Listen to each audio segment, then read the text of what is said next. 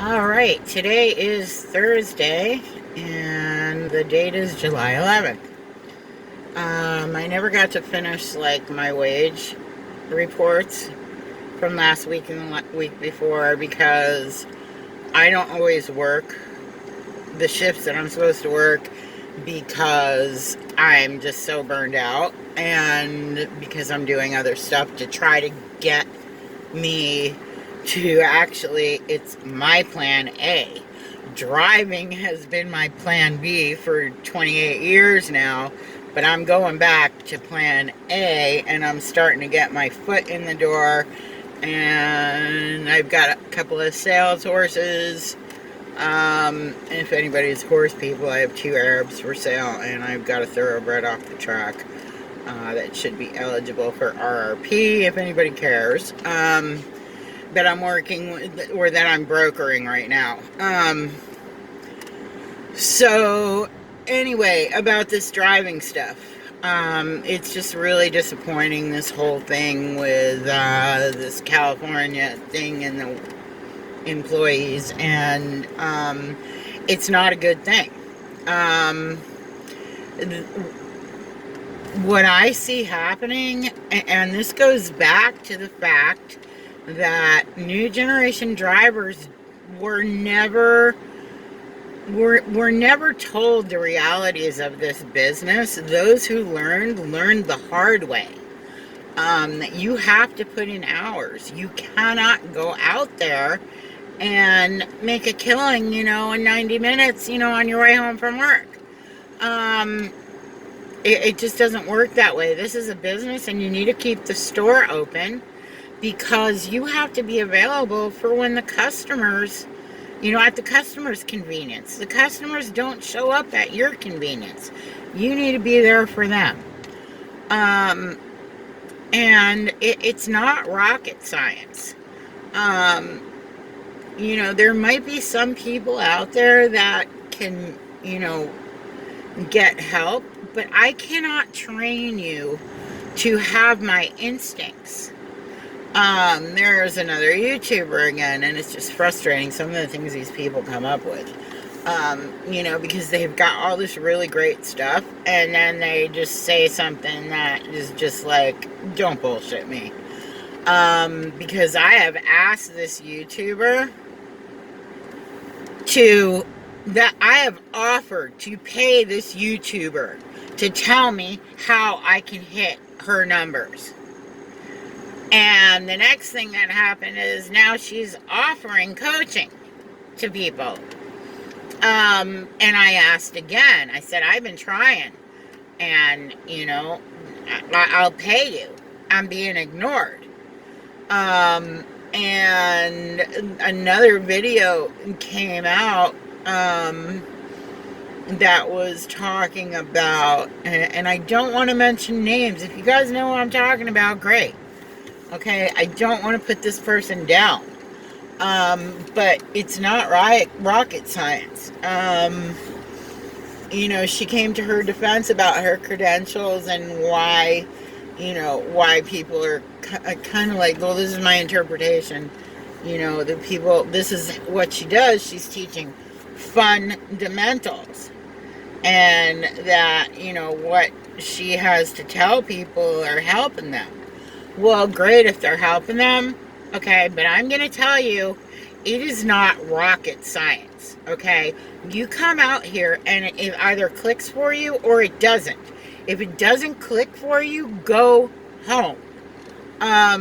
If it does click for you, great. Because I've seen this for years, okay? The drivers who it clicks with, new drivers who it clicks with, they figure their way, okay?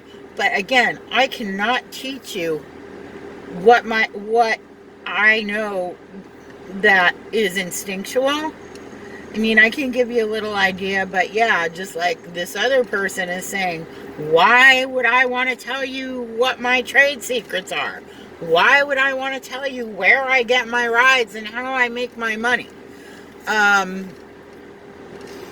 Because the way that it works in this industry is you start telling people where you get your rides from. The next thing that happens is every driver and their brother is going to that place looking for rides, and then eventually it's just, well, instead of a few drivers getting a lot of rides out of there, a lot of drivers are getting very few rides out of there. And that's the way that it works in this industry. Again, if you come out here and this is not for you, just go home. You cannot run a business by being afraid to use gas, by being afraid to put miles on your car, or being afraid to leave the airport. You need to move. One thing I will tell you is, because of the GPS and how GPS works, and just so that you know, I was trained on GPS in a driver manager's office. I sat there with him for 3 hours, and he showed me how it worked while we watched all the cars on the entire fleet on the screen. And the thing about GPS, now it has all these algorithms, and it's programmed to do this or that or the other thing. But GPS, its first and foremost job is to find the closest car. And that's what it will always do. It'll start out, the signal will go out towards the closest car, and there might be programming instructions to tell us, well, what are the criteria in order of importance? Priority airport car, diamond driver, yada yada. But it always reverts back to its first command: find the closest car. So I can tell you this, and you can believe me or not, the moving car always gets the ping. Okay, I can be driving around a circle around the block, okay, and there are 5 cars sitting in the parking lot at a venue where people are coming out the door and on their phones, ordering Uber and Lyft, and I will get pinged. And I can go in and out of there 3 times in an hour and pick up out of there, and the same cars are still sitting, still waiting. I've seen this in venues, at specific venues, where I know there's rides coming out of, and where other drivers know there are rides coming out, but they don't know how to get them other than to sit there and stage. And I've seen it at the airport, and I have seen it in the areas where the rides are concentrated. Because in my market, it does not matter how much this city has grown in the last 15 years. Okay, yeah, so there's more residential work spread out across the board, but then there's no more drivers to pick up that slack as well. Okay, but when it comes back to where the action is, it's in the same 3 places all the time. It's just a matter of how busy those places are at a given time of the year, at a given time of the day, whatever month it is. But it always comes back that no matter what, it's those 3 places are the center of the action in the entire county.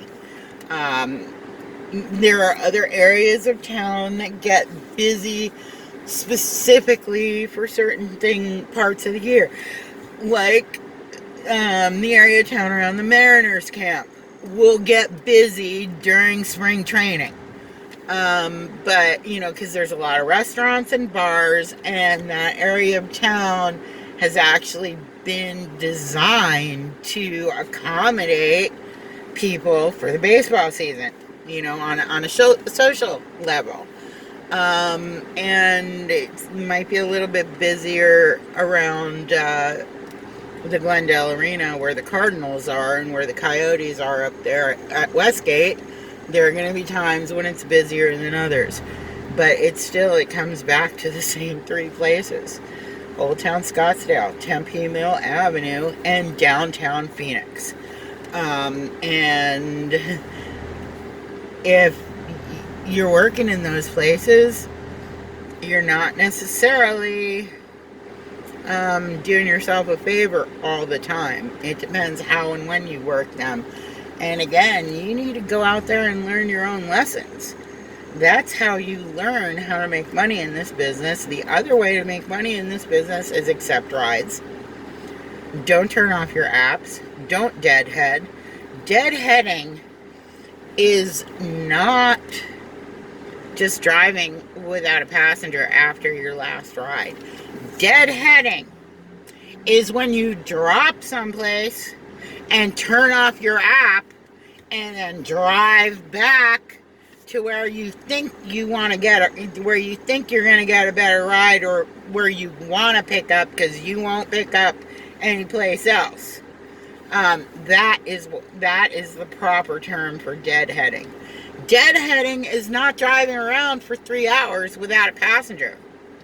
Deadheading, again, is when you turn off your app. Alright, so this video is getting to 12 minutes. Anyway, again, it's not rocket science, okay? If you're going out there and you're struggling, yeah, there might be somebody that you can talk to that might be able to give you some hints, and some food for thought and some information that gives you some ideas and, gives you a wake-up call on where to think about where you're going to find work. Because that really is what it comes down to, is common sense. In the old days, like, we used to do our own tracking of current events. We would read the newspapers, and we would read the local papers, and therefore we'd know where the concerts were, or games were. We'd follow. That's our job.